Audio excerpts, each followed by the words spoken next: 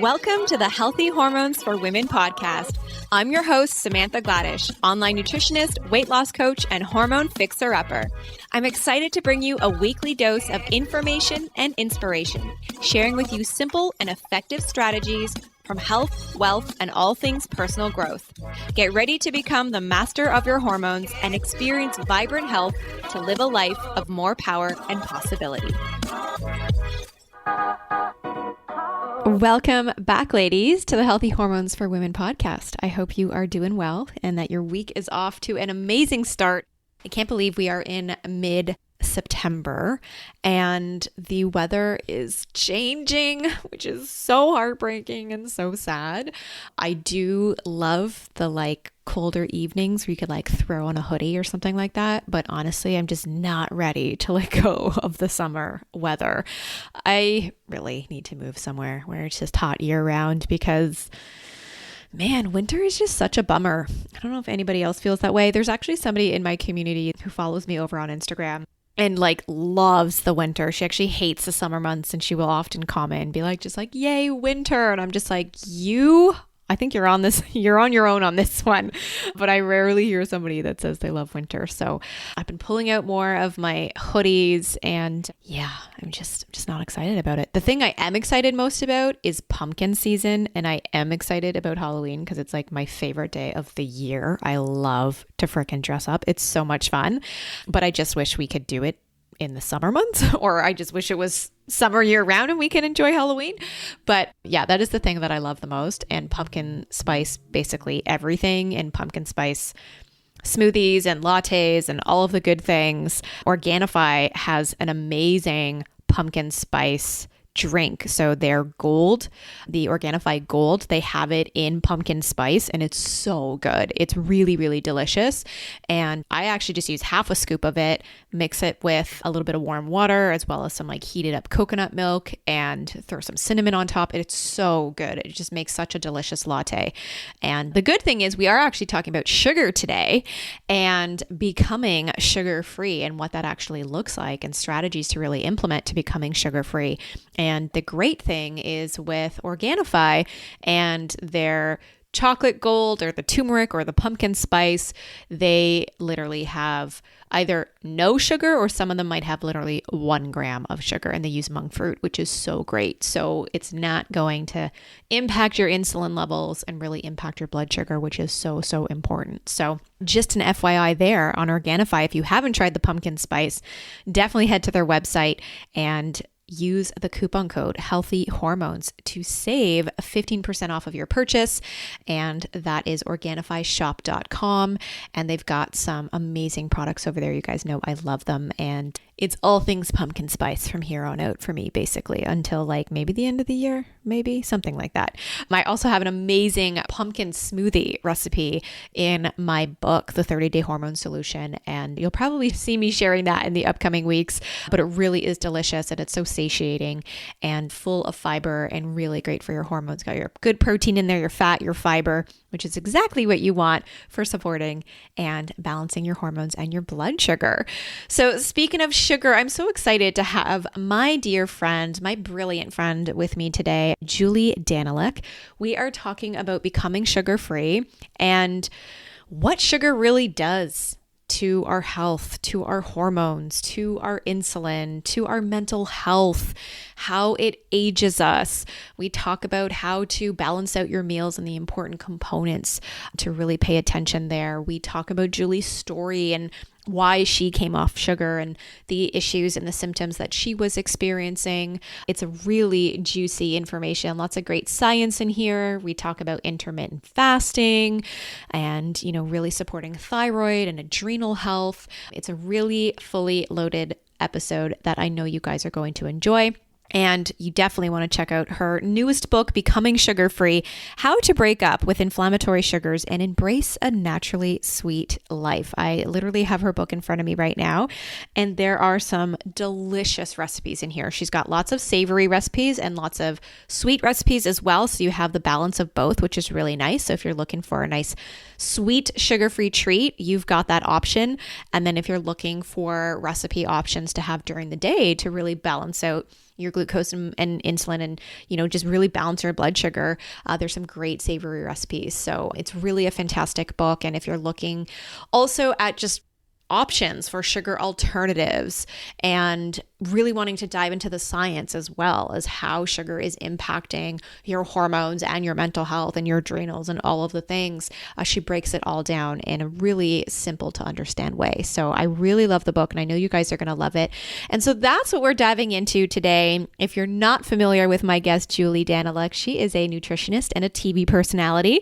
She's also the best-selling author of the award-winning book, Meals That Heal Inflammation and Slimming Meals That Heal. Her third book, The Hot Detox, was on the Canadian bestsellers list for 11 weeks in 2017, and it's already in its second printing, which is so amazing. And now her fourth book, Becoming Sugar-Free. It was launched this month by Penguin Random House, and it really is an amazing book. She's also the host of Healthy Gourmet, a reality cooking show that looks at the ongoing battle between taste and nutrition.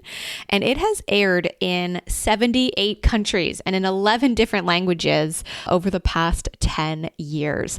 And maybe you're familiar with her because she has appeared on hundreds of television and radio shows, including The Dr. Oz Show. She is the resident expert over at The Marilyn Dennis Show, so maybe that's where you've seen her. And for more information, you can always head on over to juliedaniluk.com to connect with her there, and also at Julie Daniluk if you follow her over on Facebook and Instagram. And if you're not, you definitely want to be checking her out there on her social channels because she posts lots of great information. So let's dive into our episode today. Enjoy. Hello, my dear friend Julie. Welcome to the Healthy Hormones. Samantha. Yes, for Women's Podcast. I'm so excited you're here. I am thrilled to be here. You are one of my very first hits of media. And I have to say that to be interviewed by a friend means so much because you can go deeper and have a lot of fun with it. So totally. I'm like, yay. Oh, well, I'm so excited for you. And you are one of my most brilliant friends that I know. And I'm so excited to pick your brain today on all things sugar. It's going to be a juicy conversation. And so before we officially dive in, can you share with our audience a little bit more about you and what you do? Well, I actually became a nutritionist, I think in part because I had such a bad relationship with sugar that when I finally was able to break free of it, I just was wanting to share how joyful and how absolutely connected and how much smarter you can feel once we get off the white stuff. So I guess that's where my journey began. Was I had terrible, terrible sugar cravings and a dysfunctional relationship with food. You know, I really did have, I think, disordered eating and had to find new ways to cope. Because I think the only reason why we eat that way is because we're trying to cope with the stress in our life and with traumas that happen. And so we reach for food as a way to comfort ourselves. And when we find those really amazing ways to cope, then the need for the food that we're addicted to just sort of falls away instead of it being a forced thing. And that's why the book's called Becoming Sugar-Free, because instead of it being like, I quit sugar now, the whole idea is a gentle approach that you can take it at your own pace. Yeah. I love that. Yeah. So I'm sure there's so many women that are listening. I mean, myself as well, that can relate, where when you start to bring in more of the good stuff, you naturally start to crave more of the good stuff, you know, more of the good food, more of the good nutrition. And yeah, like it just becomes this natural progression to letting those foods go and letting the processed foods go and things like that. So I'm curious because I know you've had your own health journey and I've had you on the podcast way back when I was first starting. So I'd love to dive in a little bit deeper in terms of like what you were really feeling symptomatically, like what was showing up for you. Thank you. Yeah. Well, when I had a full-fledged disordered eating relationship, I had terrible self-esteem issues. So I had a lot of negative self-talk, and it manifested literally like a voice in my head that would tell me I'm stupid on a regular basis. So it was so sweet of you when you introduced me the way you did, because I think my whole life I've been trying to prove that I'm smart because I haven't felt smart.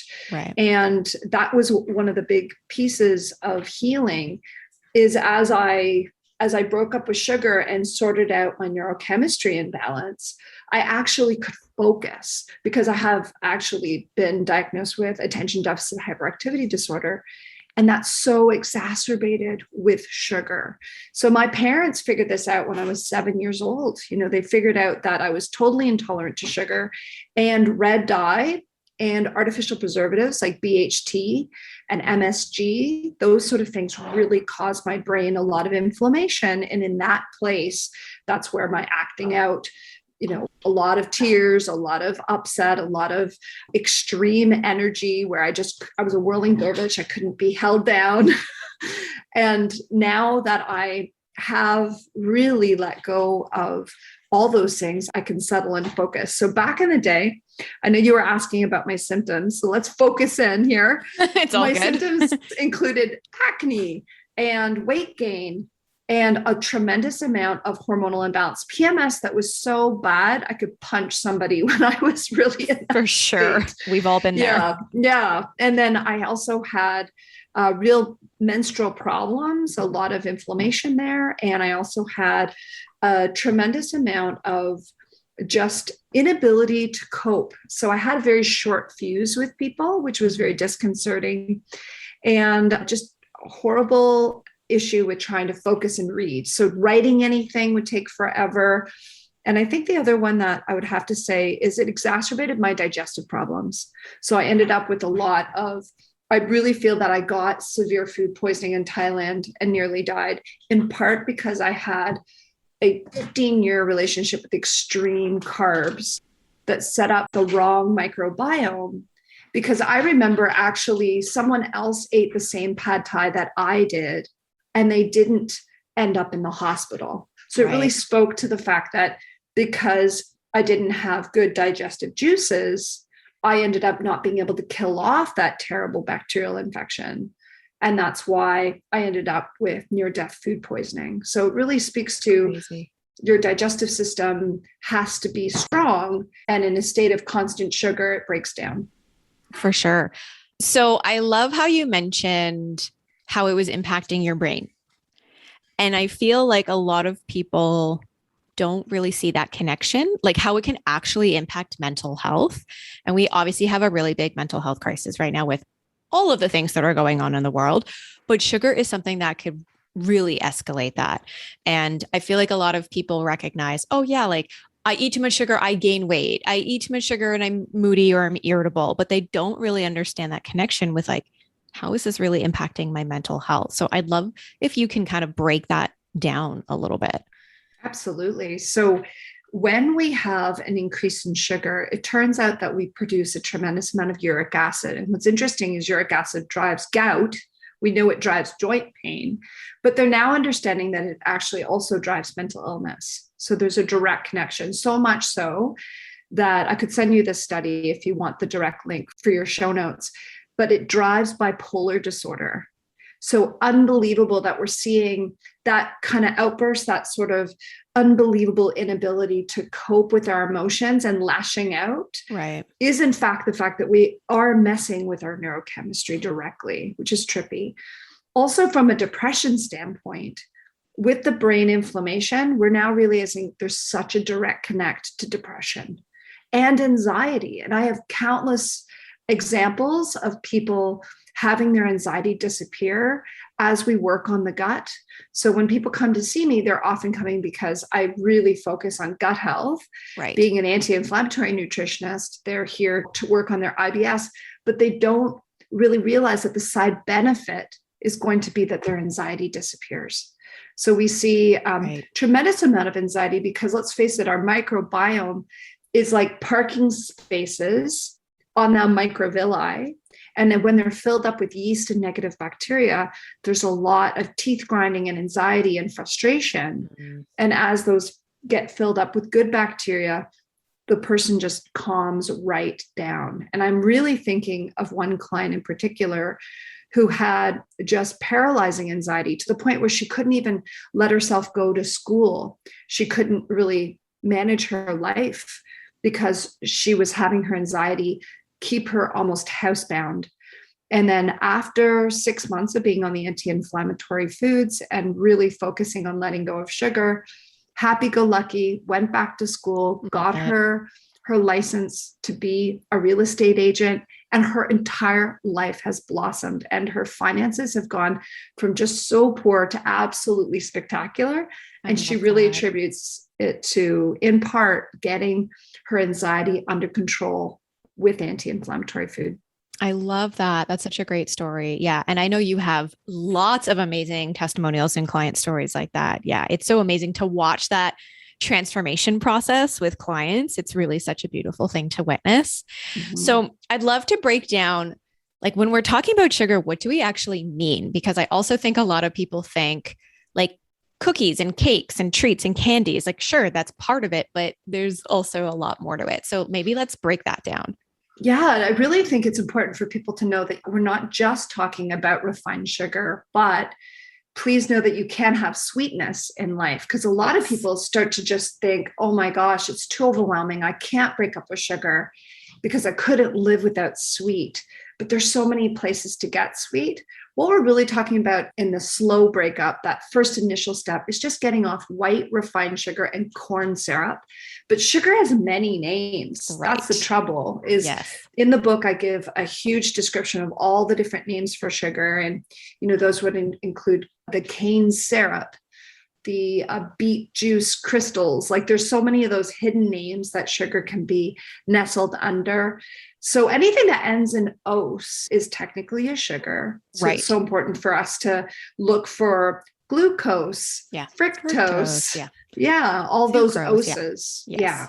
And then beyond that, it's now a negotiable if it's naturally occurring, because fruit, for example, all the sugars are bound in a fiber matrix that is trickled to you so slowly that we don't end up with an insulin spike, which is why I'm so happy to say that there's some delicious fruit-based recipes in the book, because I did want people to have some level of sweetness without insulin, without a sharp insulin rise, right? Because that's where we have hormonal imbalance, is coming from that sharp insulin increase. Oh, totally. Yeah. I definitely want to dive into that. And it's just been so fascinating, as you know, because I'm lucky I get to see you all the time because we don't live far from each other. And, it's great. And you're here and I love it every week, and training with Gaytan. And it's just so great that I get to see you. And I've been wearing my continuous glucose monitor, as you know. So I've been tracking that, and it's just been fascinating. And you learn so much about yourself. And I remember when you were here the other day,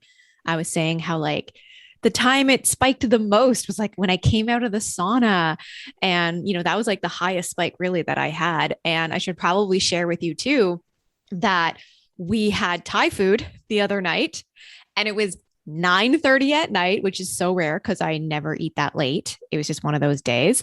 And, this is a place that does like gluten-free, dairy-free. They use coconut sugar. So you think like, okay, well, good ingredients, like better ingredients. I was still eating like lots of broccoli and chicken in my green curry, and my spike, it was insane. Like I probably average around that like high 4s to like low 5s. It went to 8.1 after that meal. What? 2 hours after that meal. It was insane. Wow. Yeah. And it goes to show you like, sure, okay, I had some white rice, but I didn't have like a ton of it. And it goes to show you like the sauce is probably loaded with so much sugar. So it's so interesting. I want to break this down because it makes me so excited to talk about it. And I love that you're wearing a glucose monitor, because it is life-changing to know what your personal triggers are. So for you, you might be very intolerant to rice, and that might be really specifically your spike, or those lovely Thai noodles that are rice-based might be really one of the big ones for you. And that's why I'm a huge fan of glucose monitoring, because what is going to spike you will not spike Gaytan, vice versa. Oh my God. Right? It's so annoying. I know. We have to remember that very muscular people are so lucky because they have a glucose sink in their muscles. Their muscles actually are able to receive sugar so quickly that they almost never have a spike. So my husband, he almost looks like a hypoglycemic because he has a flat line, low 4 Yep. all the all the time. mid threes to low fours all the time. That is his normal. And it's so good because it means that he probably will never develop that type 2 diabetes that drives Right. heart disease and dementia and things like that. So great for Gatan, but for you and I, Yeah, we have totally. to be so much more careful. And of because course, I can get to 9 as well. totally. And like, it's so different, obviously, for men and women and cycles and hormones, of course, that plays a big role in it too. But yeah, it is so annoying watching his glucose just basically stay completely leveled and barely budge. Yeah, right. So really, that really it does say, yay, strength train. Of Like, course. I'm so happy that he's my coach because he's taught me how to build muscle, and building muscle as we approach 50 is like the most important thing we can possibly do, ladies, because you become this wonderful, your metabolism stays nice and strong versus so many people as we age. Our metabolism takes a dumpster dive as we develop sarcopenia or muscle wasting, which is so sad. It is. It totally is. And then also, before we dive into the hormone chat, yes. I mean, you were mentioning to me like how interesting it was after using the sauna, and like probably cortisol was playing a role there. So let's dive a little bit into that and share like what's happening there, because somebody might think like, oh my God, I shouldn't use the sauna because my blood sugar. Right. Yeah. I was just mentioning that when we get into a sauna, it is eliciting a stress response. And so whenever we have stress, our cortisol will go up, and that will actually pull blood sugar up a bit, because in nature, for our 200,000 years of evolution, when we have a stress response, our cortisol goes up in order to have blood sugar available to run away from the bear or the lion. And that's why stress responses will raise our blood sugar just slightly, but it's not like it was off the chart. Like when you had your pad thai, it was just, whoa, right. I noticed that it does go up. So that is one thing to keep in mind, is that stress will play a huge role in your inability to handle sugar. And that's why it's so great when we embrace a lower carb or lower insulin response menu. We're going to have a greater ability to kind of buffer our stress. And also really interesting when you mentioned you ate your pad thai late, because melatonin actually trumps insulin sensitivity. And now that we know that through the work of Dr. Panda, I love that his name's Dr. Panda. It's easy to remember. Dr. Sachin Panda did the work on the circadian rhythm and realized that melatonin will actually limit our insulin's ability to do its job and get rid of sugars. So any food we eat at night will end up causing tremendous high blood sugars, which ages you at night. That's why I'm a big fan of intermittent fasting at night. Not in the morning, because, you and I have delicate thyroids, but at night, we can certainly cut off the food around 7 o'clock, ideally. Awesome. Okay. Oh my God, there's so much to dive into here. So let's chat about hormones. We'll definitely dive into the intermittent fasting talk for sure.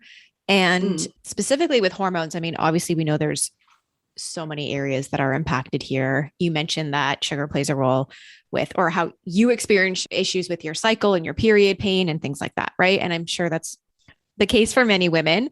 Our adrenals play a role here. Thyroid, like so many things become impacted. Insulin is just such like a master hormone, and it can affect so much in our body. So let's just break that down a little bit. And maybe you can really just explain like the impact that insulin really has on our hormonal health. Yes. So insulin, when we eat a lot of sugar, we're going to have our insulin spike and often overshoot, creating hypoglycemic reactions that drive massive cravings. So it's so interesting when we have that over response of insulin, because sugar should be held in a fiber, fat, protein matrix. It was never alone in nature.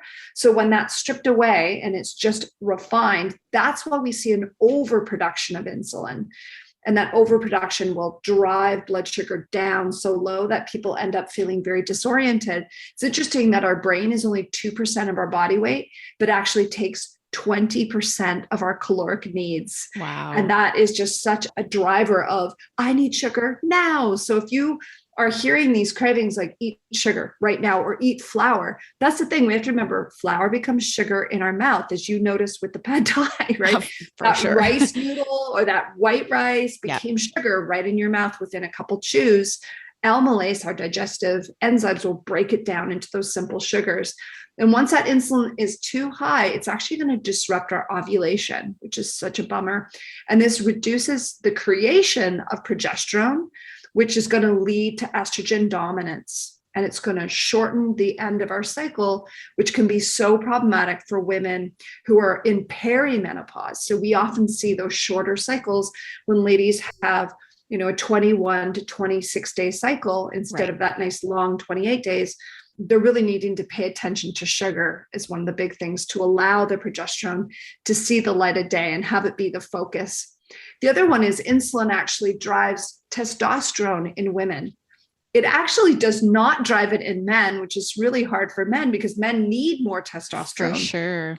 But for women, it drives testosterone, which is going to create facial hair, which is going to drive acne production, which is going to create more PCOS, as you know, and just do a dreadful job of ratcheting up premenstrual syndrome, where people are anxious, angry, blowing up at their loved ones, creating a lot of hormonal havoc, which is really upsetting. So I think that's one of the biggest reasons to get off sugar for young people is the androgen production from high insulin is driving terrible skin problems. So we'll see a lot of acne with people who have high insulin.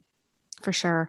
And then what are your thoughts? It's just a random question. Like for those who are still consuming dairy, like milk specifically, because there's a lot of sugar in there. Yeah, thank you for bringing that up because a lot of people don't realize that it's a double sugar. So lactose is galactose and glucose glued together, and you need that lactase to split it. But a ton of people, especially if you're from African heritage, Asian heritage, you actually do not have the digestive enzyme to split lactose into the galactose and glucose. So it's causing massive digestive havoc. So maybe if you're living in if you have that lovely genetic heritage from Sweden and Holland and that part of the world, you might be lucky enough to still have high lactase production as an adult. Right. But I know for myself, no way. And then the casein in dairy creating a lot of mimicry where a lot of people end up with thyroid imbalances as a result of dairy. So if we are going to eat dairy, we want to make sure that all that lactose is broken down so it's not disruptive. But from a sugar perspective, I see that so often where people don't realize how much sugar is in their yogurt or their morning cereal, that dairy choice first thing in the morning, just spiking their personal blood sugar. So we do really have to watch, if you read the labels on some of these breakfast items, we'll have an orange juice and then we'll have a yogurt and then we'll have a cereal. And some people are having 40 teaspoons of sugar in their day and they have no idea all the invisible places that they're finding it, all those secret little places. Totally. Ladies, I quickly want to interrupt this episode and remind you about the 20% discount that you can use over at eatonhemp.com. The coupon code is healthy hormones, and that will save you 20% off site-wide. They've got their delicious organic superfood bites, their organic hemp hearts, as well as their toasted super seeds. I love all of their products so much. And if you're looking for something that's gluten-free, vegan, non-GMO, has those amazing anti-inflammatory omega-3s in there and some delicious protein and fiber, hemp is always my go-to. I love adding the hemp hearts to a salad. The toasted super seeds come in a Himalayan pink salt flavor as well as maple cinnamon. And I love to add those on top of my smoothie. I'm all about the crunch. So when I'm sipping on my smoothie and I can get a little crunch of those toasted super seeds, they're so, so good. And then of course you can add hemp hearts into your smoothie to get that extra protein, that extra fiber, and those really good omegas. And hemp is so anti-inflammatory, but it's also very hypoallergenic, which is really, really great because a lot of people can react to a lot of different nuts and a lot of different seeds, and that's very rare to find with hemp seeds and hemp hearts. So definitely check out their products, and there's 4 delicious flavors to their organic superfood bites if you're looking for something low sugar and delicious to snack on. Eaton Hemp is the website, EATONHEMP.com. The coupon code is Healthy Hormones to save 20% off. Okay, let's chat intermittent fasting, because you mentioned doing that more so at night and also being conscious of that with the thyroid in the morning. And I know that you have quite the intermittent fasting streak. You've been tracking this for so long. It's awesome. So tell us more about that. Yeah, so I've actually been intermittent fasting for 1,250 days now. And I love it. I love it. It makes me so happy because I've truly healed the last of my digestive woes by taking a break from food, just a moderate 14 hours a day. Right. So I'm not a big 16-hour-a-day girl. I can do that, but I highly recommend switch it up, because that allows your metabolism to keep guessing. For sure. And that adaptability, that flexibility is crucial.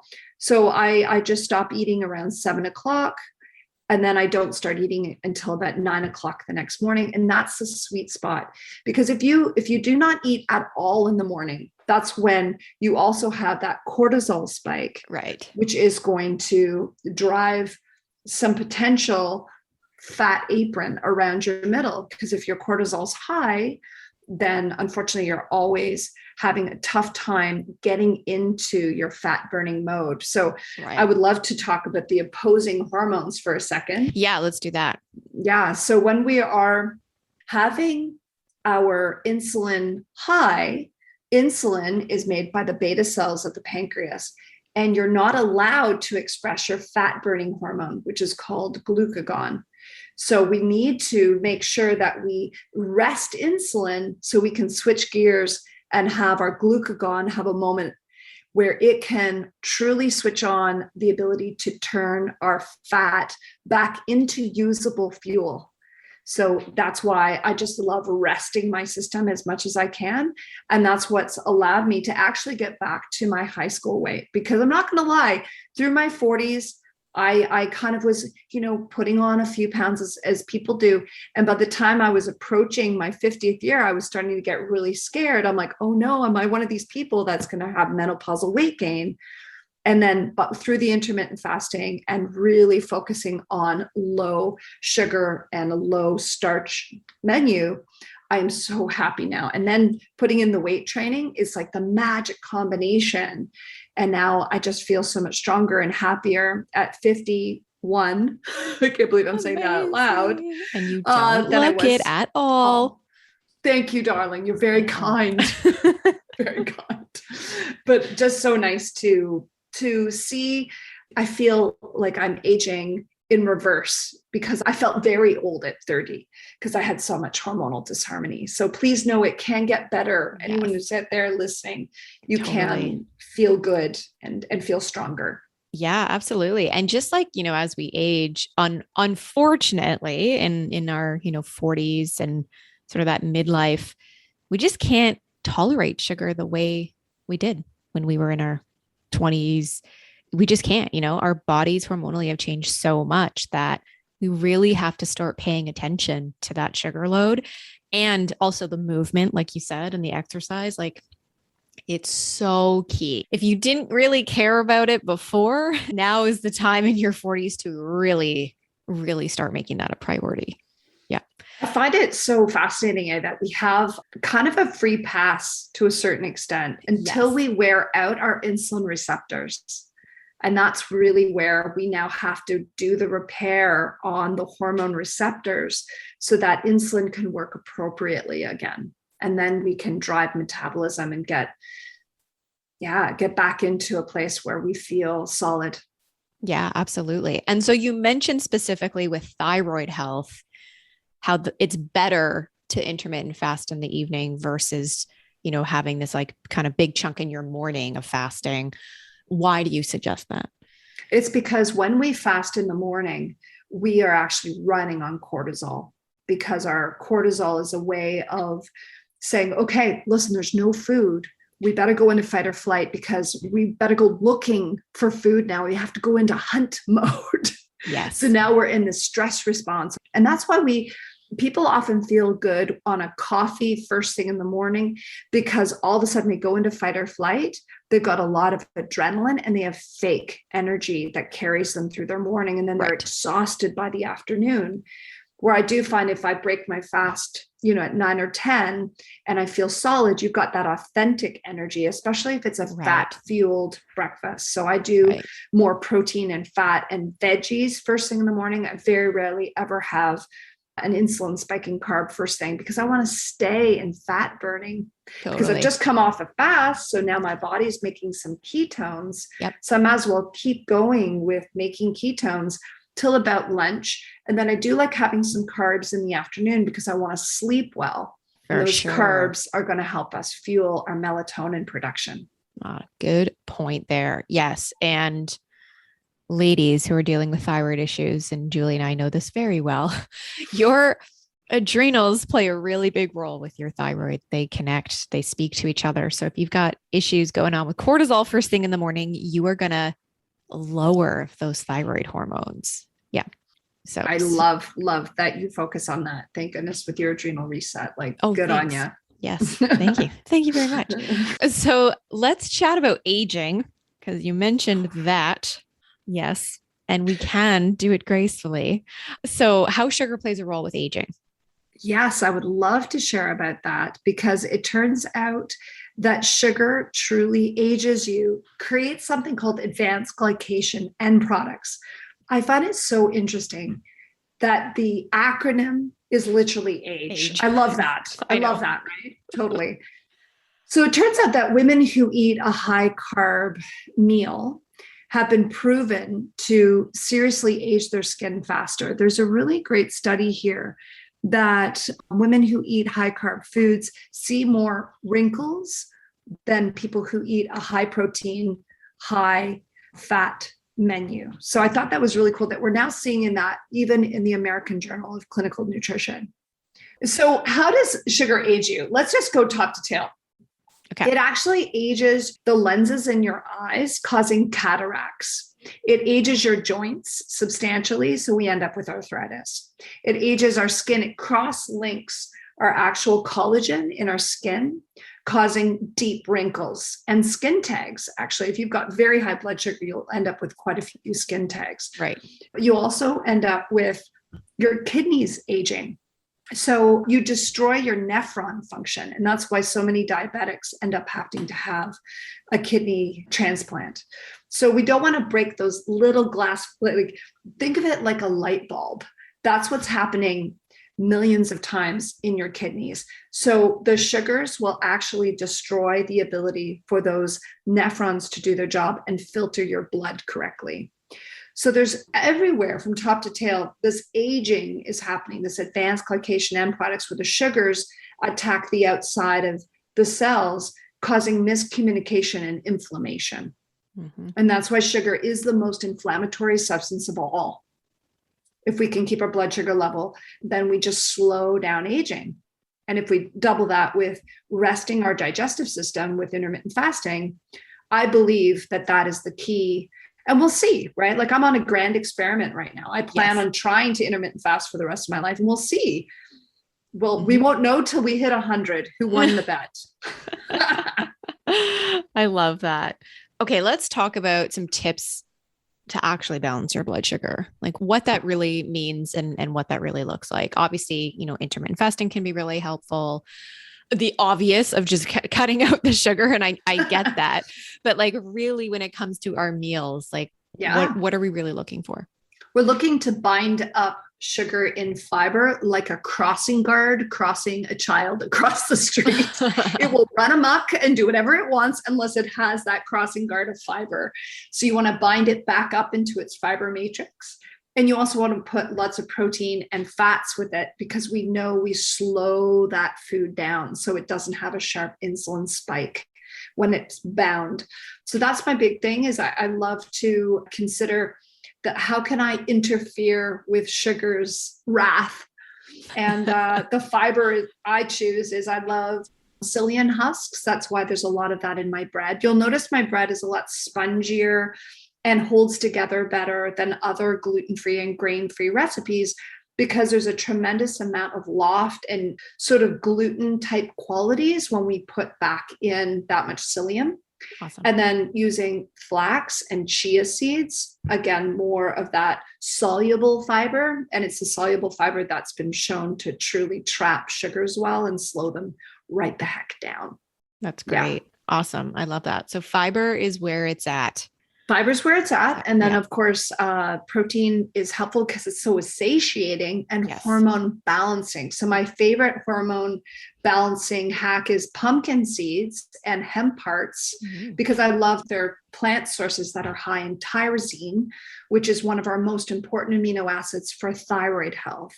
So I really love the crunch of popped pumpkin seeds is actually my favorite snack right now. Have you been catching on to these new pumpkin seeds that are popped? No. Yeah, they're so delicious. I'll drop you off the bag next time I'm at your house.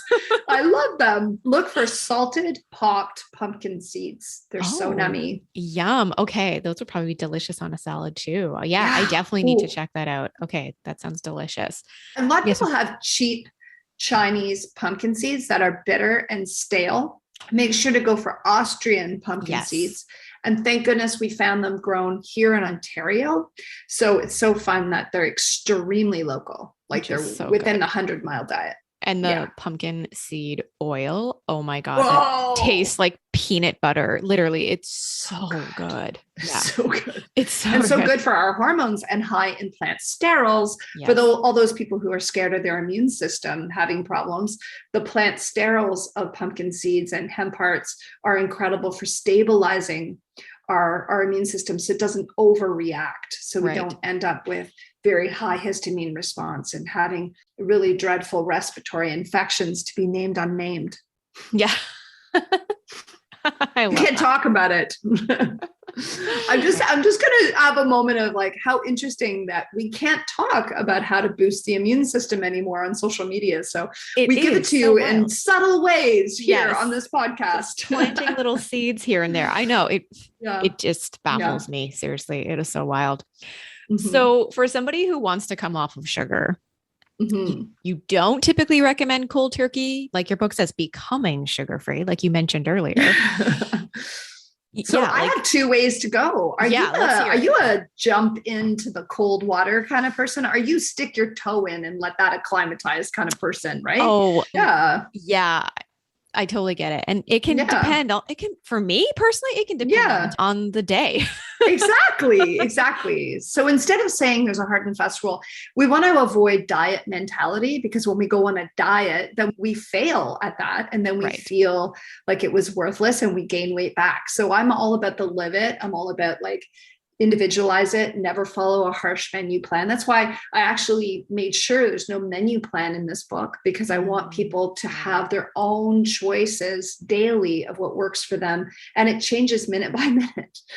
So my big philosophy is, okay, are you ready to let go of caloric sweeteners, or do you have a very serious health issue? If you have profound autoimmunity, if you have a brain injury, if you have cancer, if you have like serious problems with inflammation where your digestive system's falling apart, then we might want to fast track breaking up with sugar. Totally. And therefore we will focus on non-caloric sweeteners like stevia and monk fruit.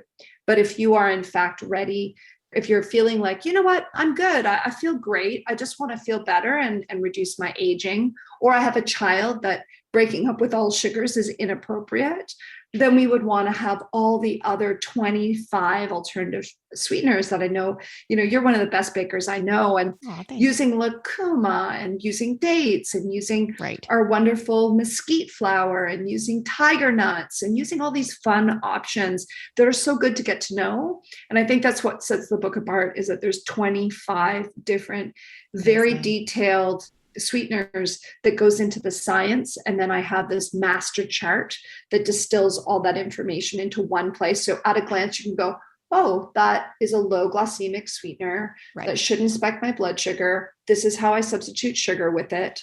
Yeah. Brilliant. Very easy. That's so good. Okay. So let's talk more about the book. It is right in front of me right now, ladies, and it is seriously beautiful. And I can't wait to dive into your recipes here. They're so amazing. Take us through your book. So at the beginning, I want to help you understand the science. We've really talked a lot about that here on the podcast. And then we're getting into, well, first, actually, I really encourage people to go check out my quiz. Becomingsugarfree.com, you can fill out a quiz that'll help you understand what's your level of sensitivity to sugar. Are you potentially intolerant? Are you potentially addicted to sugar? Right. So I have a really great thing that just takes like 5 minutes max to fill out. So I highly recommend that.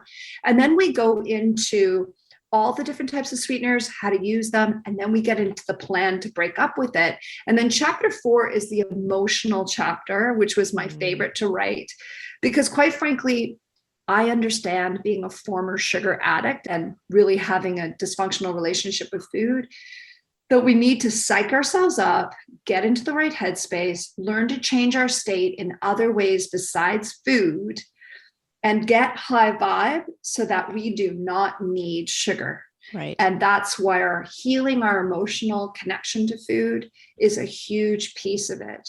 And then I dive into those delicious recipes. And a lot of people think it's a dessert book. It's not. There's a lot of really savory foods that have live ingredients in them that actually crush your cravings. Like artichoke dip is one of my favorites because artichokes crush your cravings. I saw that recipe and I was like, this is the first thing I think I'm going to make because I love artichoke like dip. Oh my God, that looks so good. Yeah. Really numb. Yummy. Well, for our next gathering, I'll have to bring it. You will have to bring that. Yes. That is going to be what I request for sure. Okay. Good stuff. Yeah. Awesome. And it's true. It's not just like a dessert book. No, there's so many great savory and sweet recipes, which is great because if you're looking for that sweet dessert alternative, you have it in there. And then if you're looking for the ways to eat throughout the day and balance your blood sugar, you also have that in there too, which is really great. Yeah. And the wraps and the crackers and the bread. Like I wanted to make a bread that has not been made because quite frankly, a lot of grain-free breads are the same recipe. So I was like, okay, I'm going into the lab and I'm going to make a bread that has not been made yet. And I really love this one because it's made with sunflower seed flour, which I don't know why it was in our blind spot, but it's the cheapest way to make a grain-free flour and tastes delicious. And when you make it with the psyllium husk, it'll blow your mind that that combination tastes like real bread instead of it being like a bunch of nuts that you're like, so heavy. Right. This is like really delicious and toasts beautifully. Ooh, I'm going to have to make that one too. All right. Sounds delicious. Well, thank you so much for all your expertise and your amazingness today. Where can our audience connect with you and find you? Well, becomingsugarfree.com takes you straight to the book page. Of course, I'm at Julie Daniluk on all forms of social media, which is DANILUK. And I'm just so stoked for people to try on the quiz and get into the world of becoming sugar-free. And there's a lot of great free resources on my website, which is juliedaniluk.com. So come on over and enjoy. And when you buy the book, come back and get the book bonuses because we have a lovely book bonus page with extras that are not available anywhere else. Amazing. That's so fantastic. Great. Well, we will be sure to put all of that in our show notes. And I do encourage everybody to go follow you on Instagram because you post really fantastic information there as well and great recipes and all the goodies are there too. Well, thank you so much for being with us today. Thank you. I just want to say thank you for creating the sandbox that we all get to play in because you've created such an incredible podcast and it is rocketed to such great success because you are so authentic and funny and amazing and resourceful. And that intelligence just shines through. That's why everyone's attracted to it. So thank you, so Samantha. Sweet. Thank you, Julie. I love you. I love you. I'm so glad we did this. Yes, me too. Sweet. I'm so excited. It's going to help so many people, which is why we're here. So thank you for that. Thank you. Thank you so much, ladies, for tuning in today. I really hope you enjoyed my interview with Julie Daniluk. Be sure to check out her newest book, Becoming Sugar Free. Head on over to becomingsugarfree.com and you can grab the book and you can also grab some amazing book bonuses that she has available. It really is a fantastic book, fully loaded with so much information. And if you're looking for some strategies and support to truly break up with sugar, then this is going to be an amazing resource for you. If you haven't left us a rating and a review, you can do so on any podcast platform that you listen to us on. It really helps our show reach more women, help more women, and that's what we're really here to do. Thanks so much for being with us today. I look forward to connecting with you over on Instagram. If you follow me at Holistic Wellness Foodie, then say hi, connect with me, let me know what you're up to. If there's any recipes of mine that you're cooking up, or maybe you are going through our adrenal reset program, I always love to connect and hear from you. So don't hesitate to reach out. All right. Well, enjoy your day, and I'll connect with you next week. Take care.